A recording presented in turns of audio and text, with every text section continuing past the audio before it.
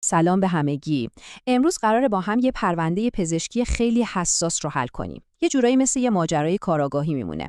پرونده یه قاتل خاموش، قاتلی که میتونه بی صدا و خیلی سریع کار رو تموم کنه. بله، داریم در مورد آمبولی ریه حرف میزنیم. پس حواستون رو جمع کنید که میخوایم قدم به قدم این ماجرا رو باز کنیم.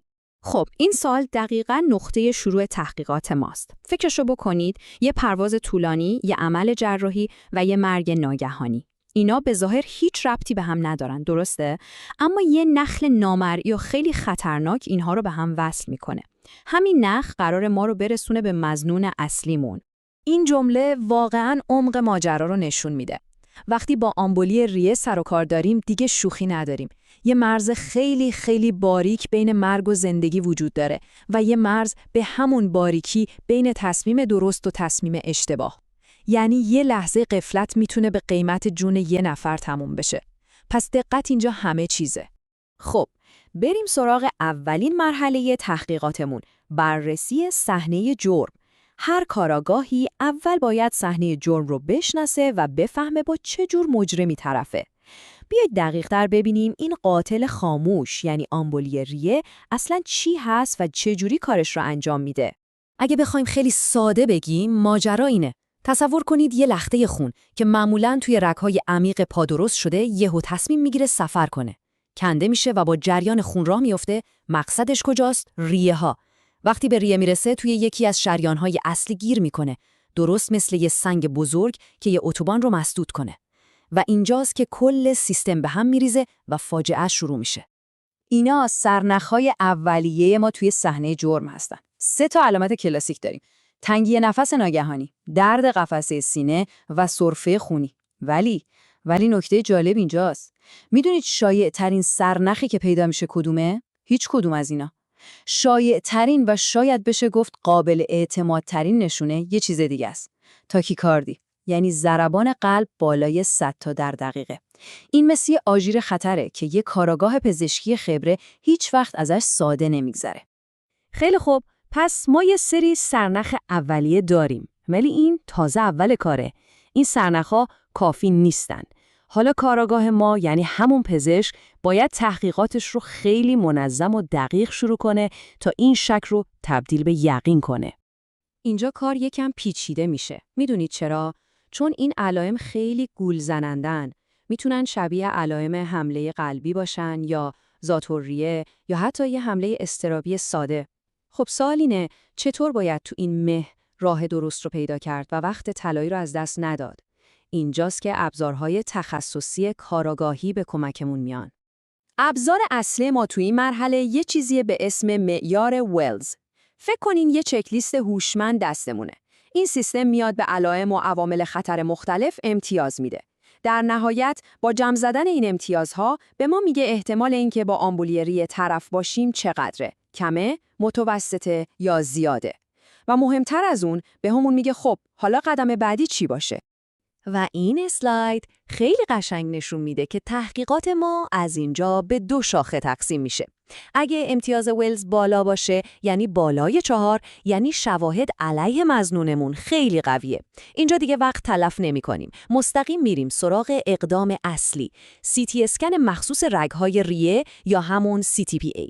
ولی اگه امتیاز ولز پایین باشه، یعنی کمتر یا مساوی 4، مسیر فرق میکنه.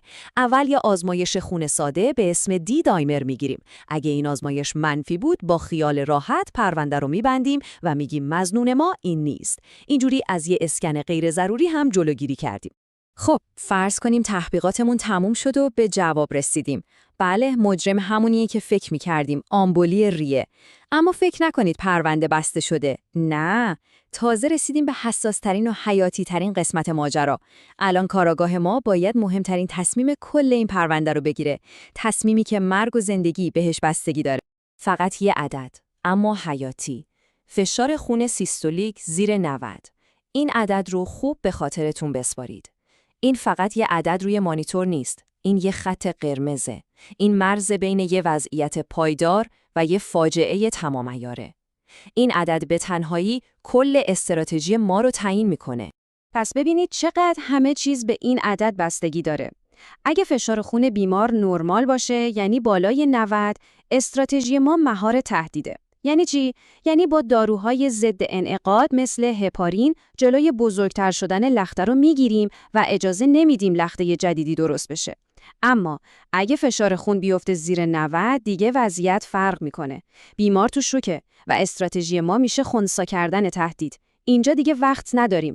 باید با سلاح‌های خیلی قوی‌تر، یعنی داروهای ترومبولیتیک یا همون حل کننده‌های لخته، مستقیم بریم سراغ خود لخته و اون رو از بین ببریم. خب، حالا یه آزمون برای شما. این یه پرونده واقعیه. یه خانم 35 ساله 10 روز از سزارینش گذشته، با تنگی نفس شدید میاد. فشار خونش چنده؟ 80/50. اسکنم تایید میکنه که یه آمبولی ریه خیلی بزرگ داره. حالا شما جای پزشک، شما کاراگاه این پرونده اید. دستور شما چیه؟ چه کاری جون این بیمار رو نجات میده؟ آفرین، جواب درست دقیقاً همینه، تجویز داروهای حل کننده لخته. چرا؟ چون فشار خونش زیر 90. این یعنی بیمار ناپایداره و هر لحظه ممکنه از دست بره. تو این وضعیت اگه فقط ضد انعقاد بهش بدیم، مثل اینه که یه پلیس رو با دست خالی بفرستیم جلوی یه تانک. اصلاً کافی نیست. باید با قوی ترین سلاح ممکن تهدید رو خنثی کنیم. خب، تا اینجا به نظر میاد همه چیز روشنه، نه؟ ولی یک کاراگاه حرفه‌ای میدونه که پرونده ها همیشه پیچ و خم‌های غیر منتظره دارن. یه سری تله‌ها و سرنخ‌های انحرافی هستن که اگه حواسمون بهشون نباشه میتونن کل تحقیقات رو به فنا بدن. یه تله کلاسیک، پرونده بیماریه که نارسایی کلیه داره. اینجا هم ابزار تشخیصی اصلی ما و هم داروی درمانی اصلی ما به مشکل میخورن. ماده حاجب CT اسکن برای کلیه‌هاش سمیه، پس نمیتونیم ازش استفاده کنیم. راه حل چیه؟ یه اسکن دیگه به اسم اسکن VVQ. از اون طرف داروی ضد انعقاد استاندارد ما LMWH، چون از طریق کلیه دفع میشه، توی بدنش جمع میشه و خطر خونریزی رو بالا میبره. راه حل چیه؟ استفاده از نوع دیگه ای از هپارین به اسم هپارین معمولی یا UFH که توسط کبد دفع میشه. پس میبینید برای این پرونده باید کل ابزارهامون رو عوض کنیم. یه پرونده خیلی خاص دیگه بارداریه. اینجا یه قانون خیلی مهم داریم که نباید فراموش بشه. خیلی از داروها ممنوعن. داروی وارفارین مطلقاً ممنوعه، چون برای جنین به شدت خطرناکه. تنها گزینه امن و مورد اعتماد ما در تمام طول بارداری همون LMWH یا انوکساپارینه. این یه خط قرمزه که نباید ازش رد شد.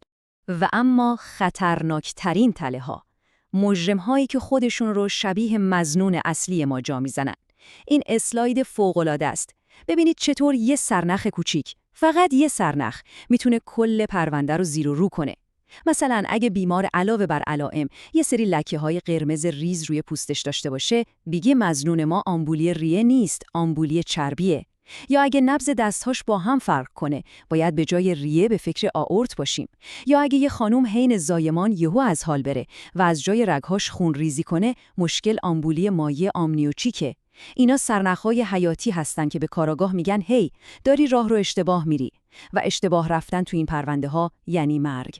خیلی خوب، از مراحل بحرانی عبور کردیم. مجرم شناسایی شد، تهدید فوری هم خنثی شد. اما کار هنوز تموم نشده. حالا وقتشه که پرونده رو جمع‌بندی کنیم و حکم نهایی رو صادر کنیم. یعنی تکلیف درمان طولانی مدت بیمار چی میشه؟ حکم درمان به یه سوال مهم بستگی داره. آیا این آمبولی برانگیخته شده بود یا بی‌دلیل بود؟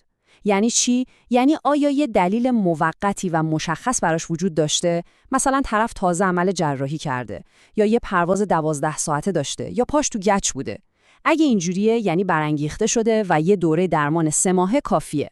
اما اگه هیچ دلیل مشخصی پیدا نکنیم یعنی بی‌دلیل بوده. این یه زنگ خطره که میگه بدن این شخص ممکنه خودش مستعد لخته‌سازی باشه. در این صورت حکم سنگین‌تره، حداقل 6 ماه درمان و گاهی حتی درمان تا آخر عمر.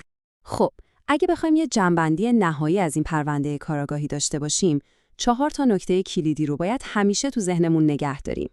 اول، تنگی نفس ناگهانی، مخصوصاً اگه با ضربان قلب بالا همراه باشه، یه آژیر خطره. دوم، مهمترین سوال بعد از تشخیص فشار خونه. این عدد وضعیت رو از پایدار به بحرانی تغییر میده. سوم، آمبولی ریه میتونه خیلی گورزننده باشه. همیشه دنبال سرنخ‌های اضافی بگردید که ممکنه مجرم واقعی رو لو بدن. و چهارم، درمان درست فقط و فقط از تشخیص درست میاد. و در آخر این پرونده یه پیام مهم برای همه ما داره. این قاتل خاموش گاهی وقتا با یه چیز خیلی ساده مثل ساعتها بی حرکت نشستن فعال میشه. حالا که اینها رو میدونیم، این سوال رو از خودمون بپرسیم. چه کار کوچیکی میتونیم بکنیم تا نذاریم سیستم گردش خون ما به یه صحنه جرم تبدیل بشه؟